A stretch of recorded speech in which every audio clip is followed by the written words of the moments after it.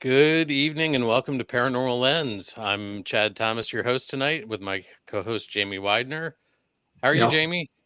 wonderful, dude. It's been a day, but you know what? It's over. So let's do some paranormal stuff. It always makes us feel better, right? Yeah, It makes it yeah. all go away. So, hey, Jamie, do you know what you were doing a year ago today? Planning to start this podcast. No, actually, this would have been our first week, but you Really? were close. Yeah, actually, but we were pre-recording the first couple ones, so we were actually relaxing. I think it was April 3rd, but it was a year ago. So we've been at this a whole year. Holy! I almost said a dirty word. Holy crap! That's amazing. Uh-huh. And it's been a good year, I think. Well, You yeah, know. it's been an adventurous year for sure. Yep. I've learned things I didn't know, both Mhm. my own research and what you've presented, and even David's. Early on. Um, Uh-huh. I found things that I want to do, like get to and be at, Mhm. locations. Um, I've, yeah, I think a lot of things have changed in a good way. Mhm. We've met Hold on, some great people along the way, like right? Kyle, who's on Super on cool tonight. people. And there he is. That's not a plug or anything, but he is super cool. So those who He know, is. if you know, So, you know. yep. And we'll be seeing him Um, in a couple weeks, a couple more of weeks. month That's out. right. Oh So, my gosh, I'm excited for this too. yeah. Um, yeah, you're right. Wow, a year. Thank you. Mhm. I didn't even realize it. Yep. So, and it's a busy week. Oh, and there's another person we met this year, or at least I met. So, yeah, we're just Yeah, all right. Bert. Um, it's a busy week for me too. My dad turned 80 today, so Yep. just all Yeah. sorts of celebrations. So, Happy birthday, Ken. yeah. Shout out to Ken Thomas, the fathership, if you will. So, but anyway, anything else you want to cover before we jump into Rockford, or you are primed and ready to learn about Rockford? What is there to say other than let's do it, right? All right. Well, I'm gonna try something for an intro here. We'll see if it works. If not, if it fails, well, you know how that goes. So, Yep. all right. Lancaster, Pennsylvania has a deep and rich history, and we are lucky enough to still have some of that history preserved. One of those places is historic Rockford. Formerly known as the Rockford Plantation, I reached out to their team to see if there was anyone who could join us tonight, but coincidentally, our show tonight was on their opening day for the 2024 season. So they are all prepping for a busy weekend. They did send me some information, which is part of my research. Historic Rockford is surrounded by Lancaster County Central Park, but it is owned by the Rockford Foundation, a 501c3 organization. I mentioned earlier that we were lucky enough to have it preserved, but it wasn't luck that preserved Rockford. In the 1950s, the land was owned by the Lancaster County Area Refuse Authority. The mansion was slated to be demolished to make way for an incinerator and landfill. The Junior League of Lancaster purchased the mansion and surrounding land in 1957, and in 1958, the Rockford Foundation was created and the preservation began. In 1960, the house was opened to the public, and in 1964, the restoration of the wooden piazzas was completed. In 1976, it was listed on the National Registry of Historic Places, and in 2020, a project was completed that converted a Germanic bank barn on the property to an art museum. The name officially became Historic Rockford to reflect that they are comprised of the 1794 General Edward Hand Mansion and the John J. Snyder Jr. Gallery of Early Lancaster County Decorative Arts. That's a mouthful. And you nailed it. If All I right. wasn't watching you, I would think that was a voiceover, like in the video. Uh huh. Perfect, dude. Really good. So, thank you. I want to thank Ian A. Bentley for the use of the video. His website is listed on the event comments if anybody wants to check out his work, but I appreciate him letting us use that video. Um, so that's the recent history, but we want to dig into what might land this on a paranormal show, right? Right. The land that historic Rockford was built on and the surrounding area that is now part of the Lancaster County Central Park was occupied by the Native Americans from the Susquehannock tribe. Next slide, please. Close to Rockford on Gulf Road is a burial mound from this tribe. In 1785, General Edward Hand made his first purchase of 160 acres of land about 2 miles southeast of Lancaster City on the banks of the Conestoga River. Next slide. Had retired from the Continental Army as a major general, having served under George Washington. He was a physician, a surgeon, horticulturist, and served in several capacities in the local, state, and federal governments. Hand was a 32nd degree Freemason. He was married to Catherine Ewing, and they had 8 children. Hand started a plantation on the 160 acres of land he had purchased. This plantation raised livestock, had orchards, and was also farmed for crops. And an interesting note, the word plantation at the time in Pennsylvania was a synonym for farm. Plantation has some other connotations as we get further into the 1800s, but this was just a farm at that point. In 1792, Hand purchased an additional 17 acres of land. It was at this time a mansion was planned and built for the family to reside in. The house was built in the Georgian style of architecture. The four floors of the home overlook each other with a central hallway and 4 corner rooms. This was a typical building process for the time period.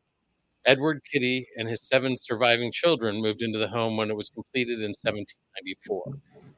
Anne passed away at the family home in 1802. His wife passed away there in 1805. When Hand died, he was in a great amount of debt and didn't have a will. His family was tasked with managing all of his affairs.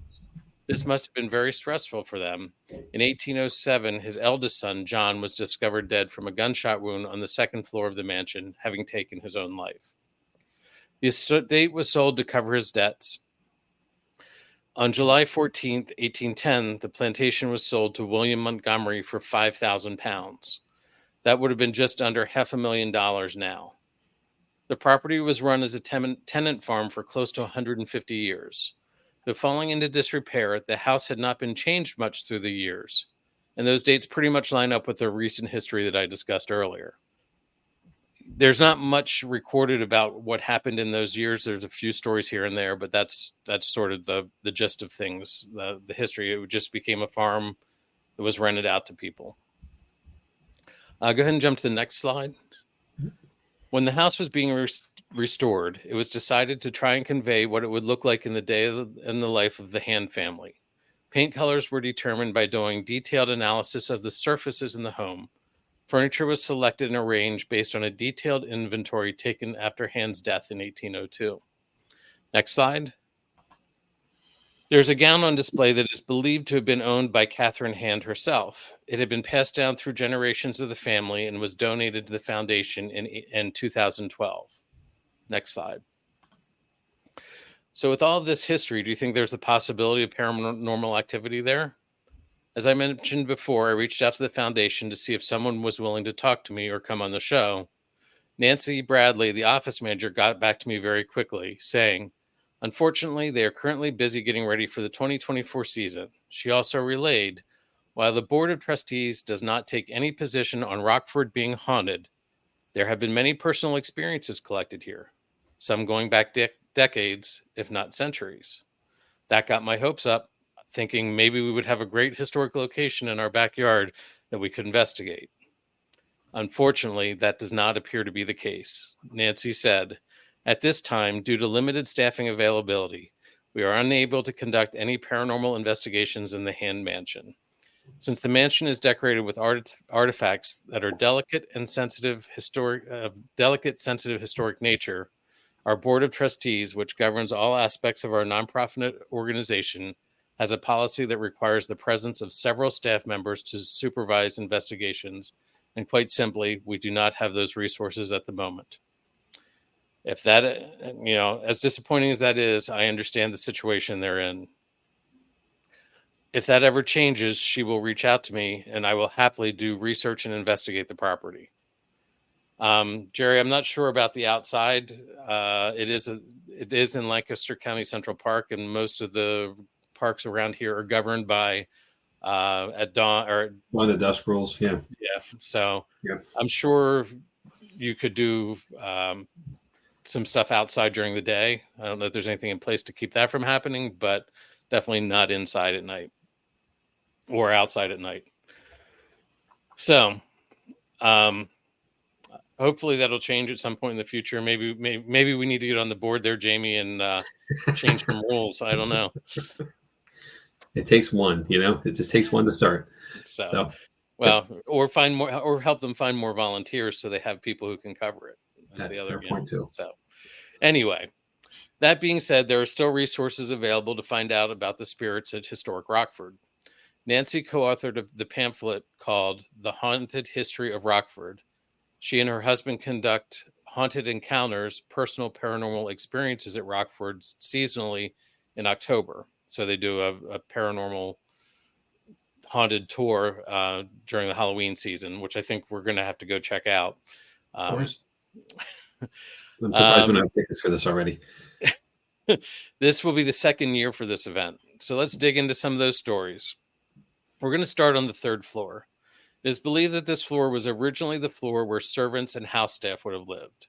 It was turned into an apartment in the 1960s that was used by the caretaker and their family. In the 1970s, we have a report of one of those families saying it was typical for them to listen for voices before coming downstairs so they didn't interrupt a tour that was going through the house. One morning, the caretaker's wife was getting ready to bring the children downstairs, but stopped on the landing to see if she heard any voices. Upon hearing muffled voices and discussion, they retreated back up the stairs. She waited for a few minutes and then realized it was a Monday. The house wasn't open on Mondays, and there was nobody in the house. So she went downstairs to check to see if anybody had, come in, any staff, and there was nobody there. So that's the first interesting thing that they had going on. Another unexplainable thing happened while the caretaker was upstairs in the apartment. He had a guest arrive at the back door who heard voices on the other side of the door. Assuming that the caretaker was right there, the friend called out his name and knocked on the door, and the voices stopped, but the door didn't open. He knocked again, but the door remained closed. The guest finally rang the doorbell, which was connected upstairs to the apartment, and a few minutes later, the door was opened by the caretaker. When he asked, "Why didn't you open the door when I called out your name?" the caretaker said, "What are you talking about? I've been upstairs in the apartment the whole time waiting for you." So who was on the other side of the door? Another story from the third floor is of a law enforcement officer who rented the third floor apartment. Everybody thought it would be great to have another layer of security in place. The man moved in, but only after a few days he moved out saying this: the old place was getting to him. He refused to stay any more time and refused to say anything else about it.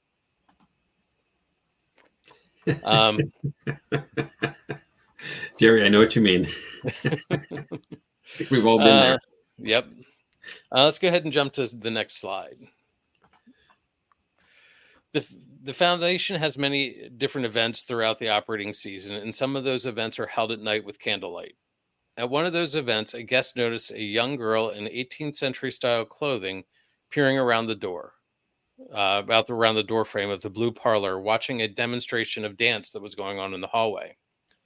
The room is decorated with very formal furniture, and it would have been the room that the four family members who passed away in the house would have been visited by friends and family.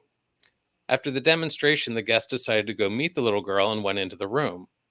To their surprise, the room was empty and the little girl was nowhere to be found. Next slide. At a Yuletide event, a mother and daughter were in General Hand's study listening to two docents when they noticed a man sitting in a dark corner of the room. The man was intently listening to the story that the guides were relaying to the guests. After the tour concluded, the mother approached an employee in the gift shop to ask about the man. The employee asked her to describe what she saw. She explained that in the dark corner, a tall, balding man with distinctive features had been sitting in a chair. The employee pulled a postcard with a portrait of General Hand from the rack, and the woman and her daughter both confirmed that this was the person that they had seen. Now, this was their first time to the property, so they didn't know what General Hand would have looked like. Another event recorded in the study was by one of the few teams that has been granted the privilege of investigating the mansion. Around 3 a.m., one of the team members and a foundation staff member were sitting quietly in the downstairs hallway. They were getting ready to wrap up for the night when they heard what sounded like wood scraping on wood. Everyone else was accounted for in the kitchen, so there should have been no one in the study. When the room was investigated, it was noted that the wooden bootjack had been removed closer to General Hand's chair. The position of everything had been carefully observed and documented before the investigation began. So what moved the bootjack is the question here. Remember the caretaker and family I mentioned from the 1970s? They had a young boy in the family that liked to explore the house when it was not open to the public. Probably shouldn't have been doing that, but, it was the 70s. His favorite room was the hand boy's bedchamber. The three had presumably shared the room. One day, the young boy's mother heard him run back up to the apartment. Visibly disturbed, she asked him what had happened. He explained he had been playing in the boy's room when another boy appeared that he had never seen before, and it was clear that this boy didn't want him there. Go ahead and jump to the next slide. Moving from the boys' bedroom to the girls' bedroom, we find the story of an employee that was preparing the house for the day's tours. She had closed the night before and had checked to make sure that everything was in place so she could quickly open up the next morning. This including making sure the puzzle on the floor of the girls' room was partially put together. When she opened up the next morning and looked in the room, she found that the puzzle had been completed during the night.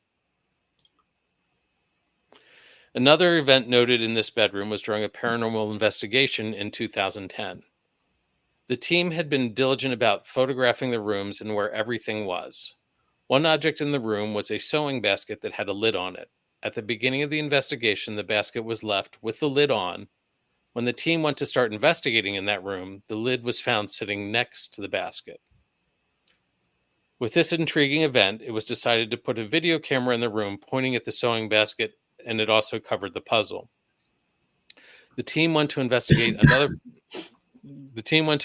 another part of the house, but heard voices from the second floor near the girls' room. When they shone a flashlight in the room, they discovered that the camera had been turned. Upon reviewing the footage, they watched the camera turn even though there was no one on the second floor at that time. Let's go to the next slide. Moving on to the master bedroom, again at a Yuletide tour. The tour guide was stationed in the room, and it was her job to explain the clothing and accessories on display. She would go through the items, show what they did, how they were used, and then reset them between tours. One of those items included a fan. She demonstrated how to use it and then placed it on the chair next to the tea table. When she went to prepare for the next tour, she couldn't locate the fan. She checked the bed to see if maybe she had laid it there instead, but it wasn't there. She went through and checked the whole room and couldn't find it. Out of exasperation, she blurted out, "This is not funny. I need that back." So she kept searching the room, went back to the tea table and the chair, and the fan was sitting on the chair where she had left it originally, but it hadn't been there when her first search. Just all sorts of inexplicable things. Yep. Wow. Let's go to the next slide, Jamie. Now, this is that dress that we had seen earlier, but the room that it's in is what's called the unrestored room. When the foundation started restoring the house, they found that with all the tenants that had been through the house, this room was left almost untouched since the family left in 1810. Most other rooms had layers of wallpaper, but this room still had the original paint and on the walls and trim. What is the reason for this? Was there something protecting this room? Now, I pulled some quotes from the booklet that I talked about, Haunted History at Rockford. A few years ago, a gentleman visited Rockford on a tour and announced that he had spent several weeks staying at this house as a boy during the summer of 1947. His family had been good friends with the tenant farmer family who was living there at the time, and his summer visit was arranged. In discussing his memories of Rockford, he explained to the director that no family member used this room and that all made a point of avoiding it since this was the room where the general's son had killed himself. Now, this conflicts with another report about John Hand's death. In the newspaper that it was said it was in the downstairs parlor, but we're not sure. So we may never know the truth as to which room it was, but strange things happen in this unrestored room. These reports include rapping noises, strange EMF readings that do not happen in other rooms. Sensitives feel sick and others feel uneasy or restless. Others have been touched. Some have been punched in the stomach. Others tapped on the shoulder. While most of these things people may consider a little dark or scary, not everything that happens in this room is. Here's another excerpt from the booklet. Several years ago, a staff member was working on a display of archaeological objects in the unrestored room. She had removed the items from a table and was ironing a new tablecloth. The staff member had prepared new identification cards for the display and placed them on top of the empty table. As she worked, she reported having the distinct and persistent feeling that a shadowy figure was standing in the doorway. Each time she looked over, however, no one was there. When she finished ironing the tablecloth, she turned around to place it on the table, and she immediately saw that the new display cards had been that she had stacked neatly on top of the table were no longer there, but rather stacked neatly on the floor beneath the table. When the staff member was finished with her task, she returned to the museum office and reported the incident to the director. She laughed and concluded, "Whatever this is, it was trying to convince me that it was standing in the doorway when in fact it was playing a trick on me and behind my back." On one of the paranormal investigations that happened, an audio recorder was left running in this unfinished room. While the room was empty, the distinct sound of someone pacing in boots was recorded. So that room is very intriguing. I definitely want to visit it and see. I just want to see some of these rooms. Right. We got a tour. What's that? I think we have to go tour. Yeah. Go ahead and go to the next slide. The kitchen is going to be the last room we talk about. It is the lowest level of the house. A recorder was left running here during an investigation as well. When analyzed, the recording had two interesting captures. The first was what sounded like a muted conversation between two people. One thing that was distinguishable was the name Frank. Frank was the name of one of the enslaved people that the Hand family had. He escaped in 1802. The second capture was of a male voice singing, "I am so sad and lonely." People have been known to smell things in the basement kitchen. Tobacco is one of the things that is commonly noticed, but there's at least one occasion where a group of people smelled apple pies being baked.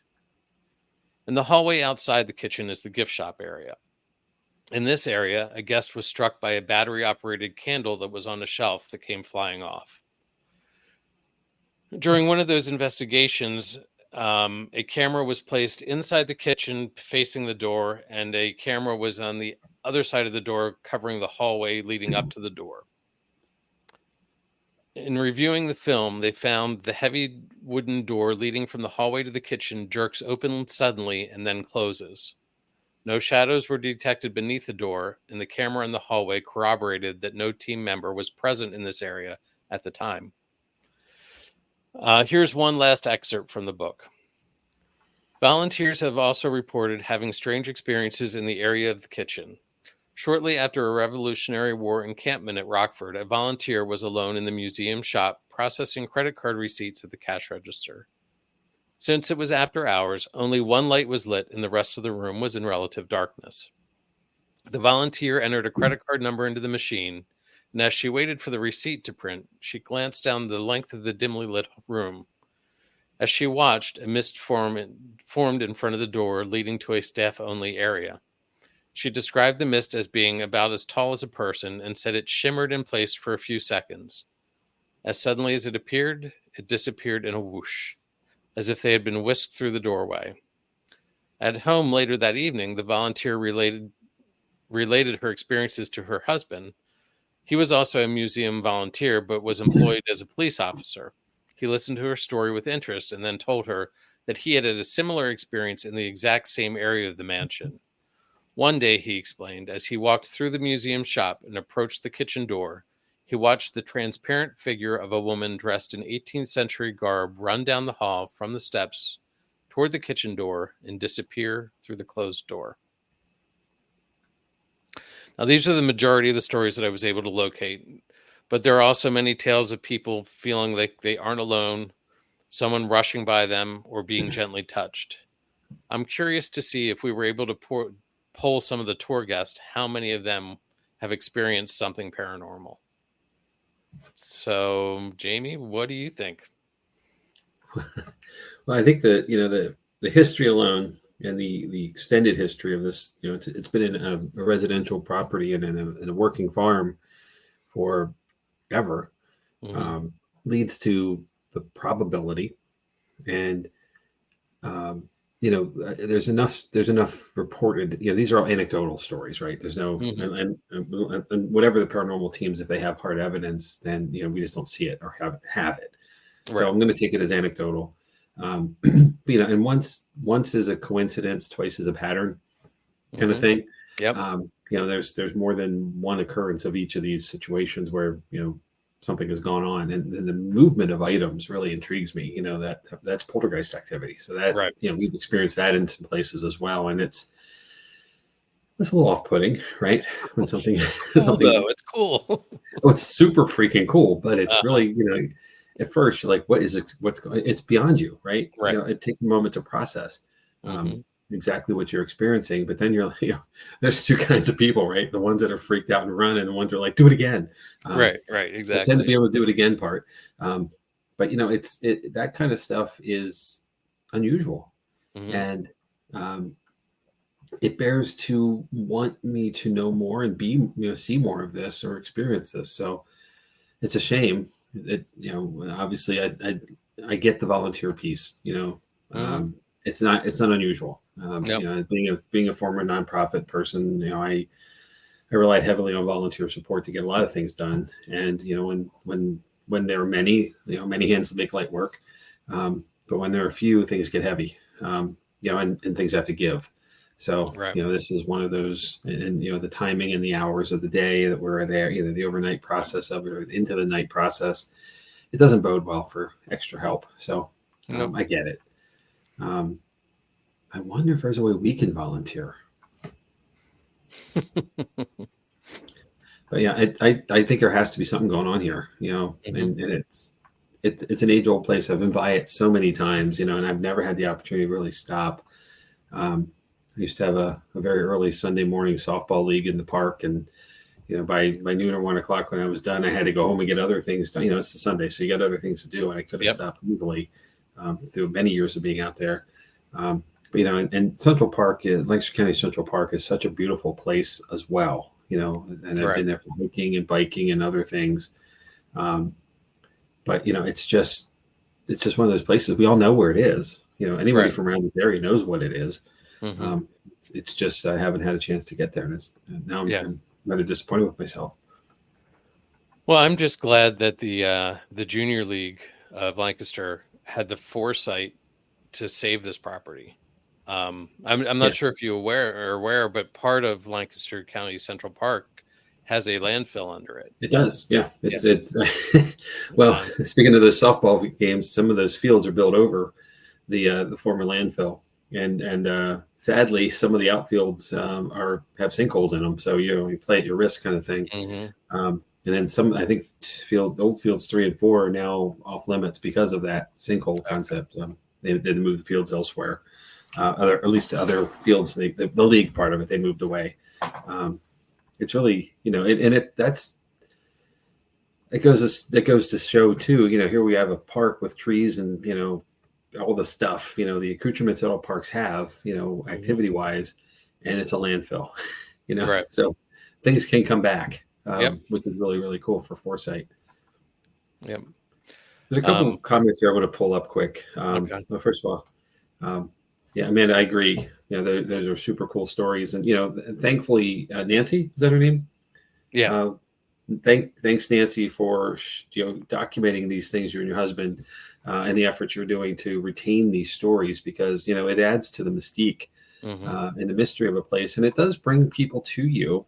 Even though they, like, I want to go and I can't investigate. I mean, at least I know Right. I don't think I can. Right. But if I'm walking through with a K2, but Yep. the And just on that note, I want to shout out to Nancy because she sent me a PDF copy of this booklet. I mean, it's not a big booklet or anything. She sent me a PDF copy that I could use for the research, and it's normally sold in the gift shop for like $7. So I want to do something to give back to them because it's something we want them to continue. So absolutely, that's fantastic. And again, the documentation of all of this, and we were at Fort Mifflin a couple of weeks ago, and there's a booklet available there at the gift shop of the haunts. That kind of stuff. It is anecdotal, and therefore, but but I tend to want to have that thing, versus the whisper down the lane stories. At least someone took the time to document it, and it makes it be more factual. And I have nothing against stories. I love a good ghost story, but it's one of those things where if it's documented, at least it probably holds some more truth. It's been proved a bit more or verified a bit more. Okay. Okay. There's a comment here from Jerry as well.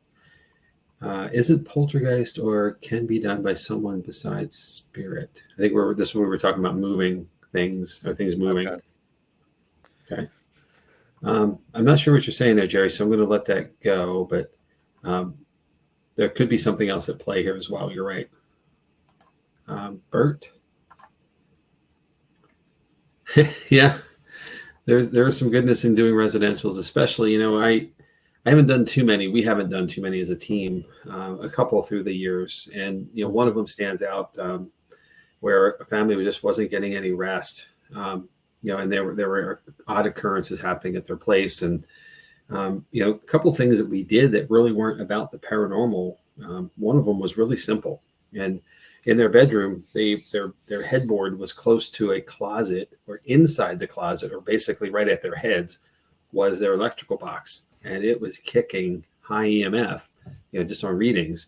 And, obviously, I think we all know that EMF can affect a lot of things social emotionally. But, the easy answer was, could you move your bed over here and put what was over here over there? And, and then report back from them after a week or two, they had done so, and they had already started to feel better and had less instances. So, EMF does a lot of stuff. And we can't see it. It's kind of like radon in our basement, Right. You don't want to have it around us too long because exposure can be detrimental to our health. Right. And EMF shows up in all sorts of places. One of the Wildwood Sanatorium where I went last summer, in the upstairs hallway where they see a lot of activity, there's a huge EMF spike in the middle of the hallway that runs almost the whole length of the hallway. Like there's probably wiring underneath. Yeah. I don't know if that is causing people to see things because of that high EMF, or if it's feeding something that's energy to manifest. Right. It could go either way. We never will know, but anyway. I have to give a shout out to Amanda for this one. You're absolutely right, my friend. Keep it in your pocket. Yep. And Heather, I've passed by while there was a wedding going on at the property in one evening, and with the lights up and everything, and it was a gorgeous night. I can only imagine what the rest of the property would be like out in the barn and all. And I'm curious, why don't you remember much of this day? Why? Why maybe? Maybe. Maybe.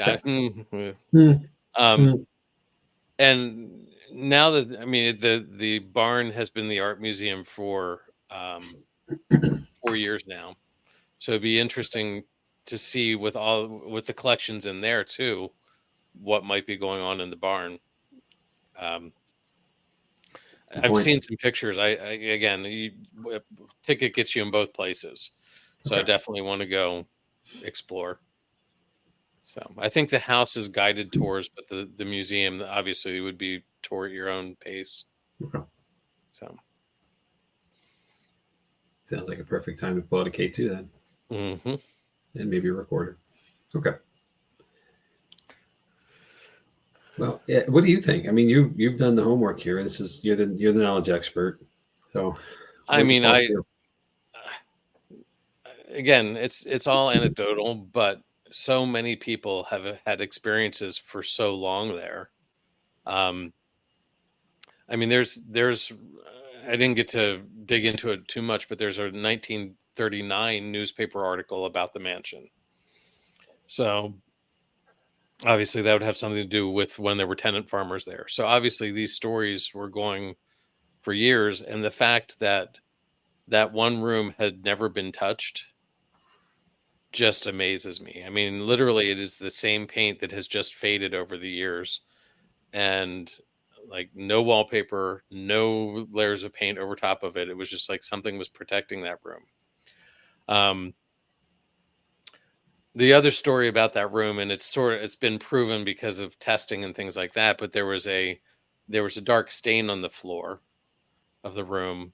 That's, for a while people thought maybe it had been blood that had been spilled, but I think they have proven after during one of the renovations they took a sample and it was boot black. So, Wow. which would have been used, and again, something easy to spill and leave a permanent stain. Because the story was, you can never clean this stain up. It would always keep coming back. That's how those stories go. We all know those. We've seen them. But that's everywhere, right? Yep. So, I mean, I think there's something there that with all that history, it's right on the river, so you've got the energy of water flowing through it. You've got it's just steeped in history. I think it's amazing.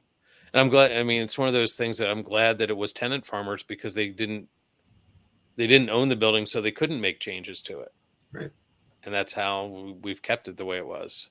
I believe I read that it is one of the only remaining fully intact Georgian architecture models that we have in the United States. Wow. So it has definitely become a key piece of history. That's really cool too. And again, it's just sitting back there. It's not on the beaten path of the park, right? But it's one of the access roads. It is. Thank you, man. It is a time capsule. And without preservation, any of properties, all of our aged properties around here, without renovations and care and some intentional love, they're all going to slide away from us at some point. And how the preservation of our history is so much of a key thing, for the generations to come, to understand who we were, what we were, and they don't build houses like this, obviously, because it's one of the only ones left. But even of that era, the homes of this age aren't around much anymore. Too much progress happening to get them out of the way and put something newer in. Yep. I mean, I love how this was built with this lower level. The picture on the lower left there, that lower level is where the kitchen level would have been. You walked in from the back side of the building into the kitchen, and then from the front of the house, you would have been walking into like the sitting room and the parlors and things like that. Been a foyer of some kind. So, yeah, it's a gorgeous piece of architecture. Okay. Good work, sir. Thank you. Let's see. Again, I want to give them a shout out. I'm going to throw their website up. They are open for the season. I believe they're open Tuesdays through Sunday. They have tours multiple times a day throughout the week. They have special events. Keep an eye out for those. Definitely, support them if you can. I know I'm going to be making a visit there. It sounds like you might be making a visit there. And definitely want to go during their haunted history tours. So, absolutely. But yeah, it's a gorgeous property. That's a really good shot there. It's a big house too. I mean, that's something else that we don't build them like this anymore. No. And obviously, I come from a line of Southern Virginia farmers. My grandparents' side and my generation, and my grandmother was one of like 13 kids. Because hands were needed, and more, again, many hands light work. but we don't build homes like this anymore because our average family size is reduced to like 1.2 children or something. There's some statistic. There is a real statistic, and it's a percentage of a person, Yeah. because of the average. There are no 0.2 kids out there, but it's we don't need these homes anymore, and that's Right. that's a whole nother discussion about housing stock and other things and affordable housing right now. But the concept that if you were to build this today, the money it would cost is prohibitive as right. well. And then it's an unnecessary size Mm-hmm. as a single family dwelling. Well, there you go. Let us know when you're coming. So, Amanda had made another comment about her interpretation of what Jerry had said. And I think I understand what she's saying here. Oh yeah, that makes sense. Okay, I got you now. Yeah, thank you. Good point. Well, it's a good thing that Bert and Heather are going to go together. So, I think is what that. Well, based on Heather's last time there, Bert might need to drive. Oh, guys, I'm just kidding. So, well, all right. What else do we have, sir? Look at that. Do you want to go through this, Jamie? Yeah, I can take it. All right. So the next here's our schedule for Jack Nick's Paranormal. Coming up, we have the April 13th event at Booby's Brewery. It looks like we're down to one ticket left. That might be adjustable if someone comes to the door that night. But, if there's a party of two kind of thing, I'm sure we can make that work. But it's really getting down to the wire for I would say grab that one. Yeah. Grab that one so you have a spot. Yep. And then coming up shortly after that, what's not on the Jotnik schedule is something Chad and I are doing in a small group is on the 4th of May on Star Wars Day. May the 4th be with you. We will be over at White Hill Mansion in New Jersey for an evening of investigation there. Then we're back in Jersey. We might actually be back at White Hill that afternoon, early afternoon, for the Paracon that's there at White Hill. But we're definitely going to be at the Red Mill and having a paranormal investigation at a campfire. Daryl Marston from the Ghost Hunters and a few new projects that he has going will be joining us, along with Ron Iacovetti and Lourdes Gonzalez with the Satacom project, and maybe a few other surprises along the way. So that's there are still tickets available there, but they are starting to go as well. I would not wait on that either. It's about a month out, so we're gonna certainly get to a point where we're gonna have to make a cutoff. And then a couple public events coming up at the brewery again, May 18th, June 1st, and June 29th. Tickets are available for all of those events. And you can find those at the Booby's Brewery website and on our Facebook page. After that, I jumped and you jumped, apparently. So a couple shows we've got coming up. I think we've said this enough to know, but I am not going to be here next week. So we are bringing in our good friend Steve Dills to make this program much better than it would be if I were here.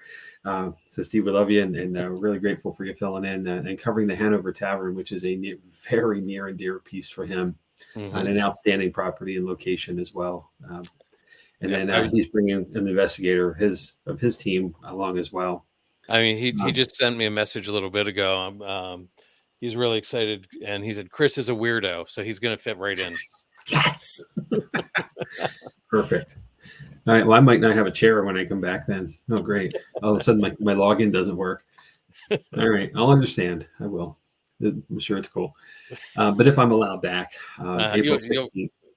Yeah, you have to be, because you got to do the 16th. Well, I'm saying if I'm allowed back, because Steve could probably do like 17 episodes in a row, about just going down to Hanover in the area. So, and all the cool things he's done. I'm going to do an episode. I'm going to Disney. Okay, let's just say it out loud. I'm going to Disney World in Florida. So I'm going to do an episode on my favorite thing there, which is the Haunted Mansion, which I've loved since I've been 5 years old. My first trip there. So but there's some actual history and some interesting things about it that I think will be a fun episode to put together. So bear with me on this one. It's a pet project for me. So I hope to do justice for it. Okay. And then coming up right after that, our home, our home investigative site is Booby's Brewery in Mount Joy, PA. So we're going to dig into that. Chad's going to cover this episode. Hopefully have a surprise or two in there as well. And then another local location after that on April 30th on the west bank of the Susquehanna, right across the river from us in Wrightsville, PA, is a place called the Accomack Inn that's got been a restaurant, been a lot of things through the years, but it also has some tragedy and some alleged hauntings about it. So I'll cover that on the 30th. Yeah. And there's more to come, but our schedule's not really set yet, so we'll get there as we go. A couple weeks out. But I do want to put out there that we're actually doing a series of local things coming up here. Where I'm trying to hit the Fulton Opera House. You're looking at the Haldeman Mansion, Hotel Hershey. Yep.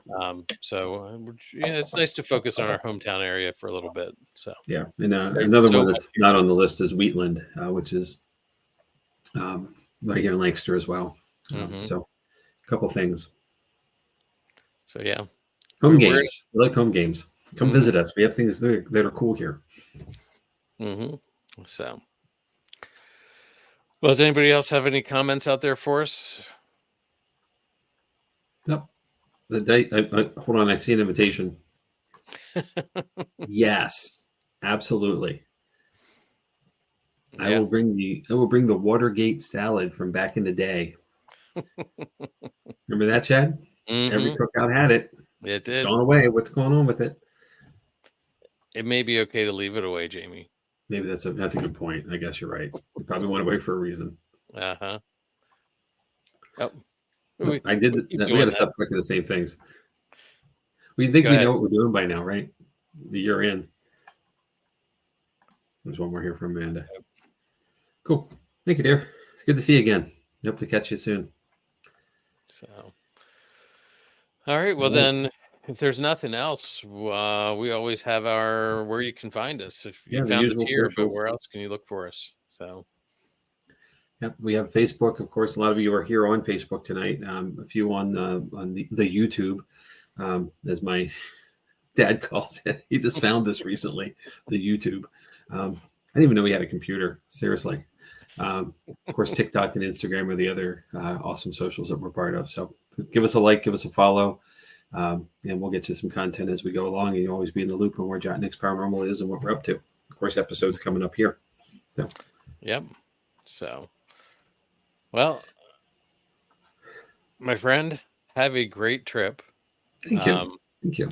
You know, we're here if you want to pop in, but obviously, if you're watching fireworks, don't.